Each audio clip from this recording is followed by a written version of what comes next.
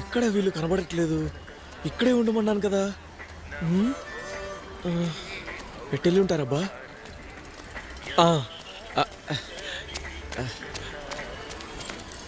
అల్లుడు, ఏంటి అల్లుడు, మిమ్మల్ని ఎక్కడైనా వెతకాలి, ఇక్కడొచ్చి దాక్కున్నారేంటి? ఏం లేదు, ఎవరైనా చూస్తారేమోనని. ఎవరు చూసి ఏం చేస్తారు? మీ నాన్నకు పోయి చెప్తారా? మీ నాన్న వచ్చేసి ఏంటి ఇక్కడికి వచ్చారని అడుగుతాడా? ఏంటి అల్లుడు? అవును, మదనపల్లికి పీలర్ రూట్ లోనే కదా వెళ్ళాలి. జనని, ఏయ్ ఏంటి ఏడుస్తున్నావు? ఇలాంటప్పుడే ధైర్యంగా ఉండాలి. మీ చిన్నాన్న నేనున్నానుగా, ఇంకెందుకు ఏడుస్తావు? రిక్షా లాగైనా మీ ఇద్దరిని పోషిస్తాను. మీరేమన్నా పరాయి వాళ్ళ? నా రక్తం అమ్మా, ఎందుకు ఏడుస్తారు? రండి. మావయ్య, మేము మాత్రమే వెళ్తున్నాం, నువ్వు మాతో రావద్దు మావయ్య. నన్ను రావద్దంటారా? నేను రాకుండా ఊరు పేరు తెలియని చోటుకెళ్ళి ఏం చేస్తారా? మీ ఇద్దరికి పెళ్ళయి ఉన్నా పర్వాలేదురా. జనని నేను చూసుకుంటాను మావయ్య. చదువు ఉంది, చేతిలో ఉద్యోగం ఉంది, గుండెల్లో ధైర్యం ఉంది. నువ్వు ఇక్కడే ఉండు. ఏంట్రా, ఏంటి చిన్నపిల్లలాగా మాట్లాడుతున్నావు నువ్వు? లేదు మావయ్య, నేను పక్కన లేకపోతే హిట్లర్కి ఒక చేయి విరిగిపోయినట్టు ఉంటుంది. ఇప్పుడు నువ్వు లేకపోతే ఆయన చాలా కష్టపడతాడు మావయ్య. హిట్లర్ కష్టపడితే నేను చూడలేను మావయ్య. అల్లుడు, నిన్ను చూస్తుంటే నాకు చాలా గర్వంగా ఉందిరా. నిన్ను కాళ్ళకేసుకున్న చెప్పుల కంటే హీనంగా మీ నాన్న చూసినా కూడా మీ నాన్న బాగుండాలని కోరుకుంటున్నావే, అది తలుసుకుంటేనే నాకు చాలా ఆనందంగా ఉందిరా. నిజంగా నీది గొప్ప మనసురా. కానీ మీరు కష్టపడితే మాత్రం నేను చూడలేను. ఆయన కష్టపడ్డా పర్వాలేదు, నేను మాత్రం మీతోనే వస్తాను. పదండి. వద్దు మావయ్య, నాకు నువ్వు ఏదైనా సాయం చేయాలనుకుంటే దయచేసి హిట్లర్తోనే ఉండు ప్లీజ్. సరేరా, నువ్వు ఇంతగా చెప్తుంటే నేను కాదంటానా? మీ ఇష్ట ప్రకారమే కానివ్వండి. ఇదిగో ఈ 10,000 ఉన్నాయి. నీకు జీతం వచ్చేదాకా మీ ఖర్చులోకి ఉంచండి. ఇదెక్కడిది? ఇదిగో చూడు, మీ మామ దొంగతనం చేసింది కాదు, ఇది మనం కష్టపడి సంపాదించిన డబ్బు. తీసుకుని బయలుదేరు. మనం అంటే? అదంతా అడక్కు. నీకు నా మీద ఏమాత్రం నమ్మకం ఉన్నా ఈ డబ్బు తీసుకో, సరేనా? బయలుదేరు.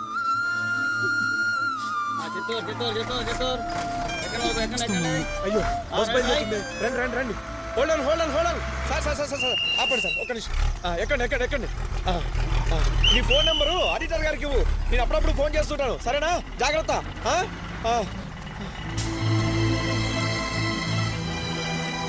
అన్నయ్య కూతురు, అక్క కొడుకు ఇద్దరు ఎవరు లేని అనాథల్లా వెళ్ళిపోతున్నారే. మేనమామనై చేత కాని వాళ్ళగా చూస్తూ ఉండిపోయానే దేవుడా, ఇది న్యాయమా? వాళ్ళిద్దరిని క్షేమంగా చూడు భగవంతుడా. ఎంత? 10,000. ఎప్పుడు తీసుకున్నాడు?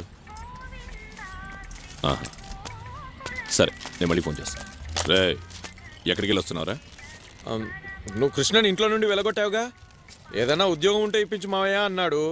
అందుకని వాణ్ణి జననిని నేనే దగ్గరుండి బస్ ఎక్కించి వస్తున్నా. దాని కూడానా? అవును. డబ్బు? మనకు మయూరి హోటల్లో 10,000 రావాల్సి ఉంటే ఆ డబ్బు తీసిచ్చా. ఎవడబ్బా సొమ్మని దానం చేసి వచ్చావరా నువ్వు? కొంతమంది బ్రోకర్ పనులు చేసి డబ్బు తీసుకొస్తారు, నువ్వు డబ్బు ఇచ్చొచ్చావా? బావా, మాటలు జాగ్రత్తగా రాని. నువ్వు అంటున్నట్టు బ్రోకర్ మామని కాదు, వాడి మేనమామని. ఆ హక్కుతో వాడికి ఏం చేయాలో అదే చేసి వస్తున్నా. ఎదిరించి మాట్లాడతావు నువ్వు? నన్నే ఎదిరిస్తావా? పోరా, బయటికి పోరా. ఏ రోజు నన్ను పోనిచ్చావు? పొమ్మంటావు, వెనకాల స్కూటర్ వేసుకొని వస్తావు, ఎక్కించుకొని కొట్టు దగ్గర తీస్తావు. ఒక రోజైనా పోనిచ్చావా? ఇప్పుడు కూడా వాడితో నేను వస్తాననే చెప్పాను. ఆ తిక్కలోడు వద్దు మావయ్య, నువ్వు వస్తే నాన్న అనాథ అయిపోతాడు, ఆయన దగ్గర జాగ్రత్తగా చూసుకోవాలని అన్నాడు. అందుకే ఇక్కడికి వచ్చా, లేదంటే అట్నుంచి అటే చచ్చేవాడిని. ఓహో, నిన్న మీస మొలిచిన పెద్ద మనిషి నేను ఒంటరి వాడిని అయిపోతానని నిన్ను పంపించి నాకు సపోర్ట్గా ఉండమన్నాడా? రే, స్వయం కృషితో పైకొచ్చాన్రా. నా రెక్కల కష్టంతో ఇంతటి వాడిని అయ్యాను. ఎవరు నన్నేం చేయలేరు. రే, ఎవడి దయ నాకు అక్కర్లేదు, బయటికి పోరా. నిజంగా పోమంటున్నావా?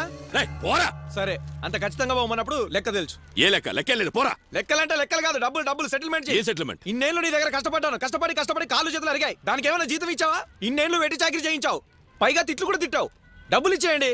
రే, మయూర హోటల్ ఎవరికి 10,000 తీసుకున్నావు కదా? లెక్క తెలిపింది, పోరా. అవి నీ కన్న కొడుక ఇచ్చి పంపించాను. రే, వాడి మళ్ళీ కన్న కొడుకు అన్నావంటే? సరే, అది మీ సమస్య, ఆ గొడవ నాకు అనవసరం. నా డబ్బులు నాకు ఇచ్చేయి. ఇప్పుడు కనుక నేను కోర్టుకు వెళ్తే ఎన్ని సంవత్సరాలు పనిచేశానో అన్ని సంవత్సరాలకు లెక్కలేస్తే మొత్తం డబ్బు లక్షల్లో కట్టాల్సి ఉంటుంది. పర్వాలేదా?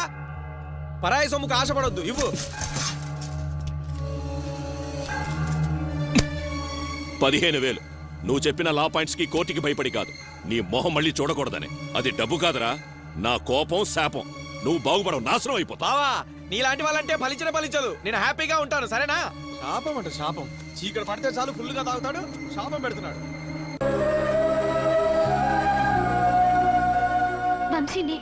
నువ్వేం చెప్పబోతున్నావో నాకు తెలుసు. నీకు నా మీద ఏదో తెలియని ఫీలింగ్ కలిగింది. అది ఇష్టమో స్నేహమో ప్రేమో నీకు తెలియట్లేదు. ఒక్కసారిగా నా గుండెల మీద వాలిపోవాలనిపిస్తుంది. అవునా శిల్ప? నాకు కూడా ఏదో తెలియని ఫీలింగ్ గుండె నిండా ఉంది. అది ప్రేమే అయి ఉంటుంది అంటాననుకున్నావా? ఇలా ప్రేమ, వంకాయ, గోంగూర లాంటి ఫీలింగ్స్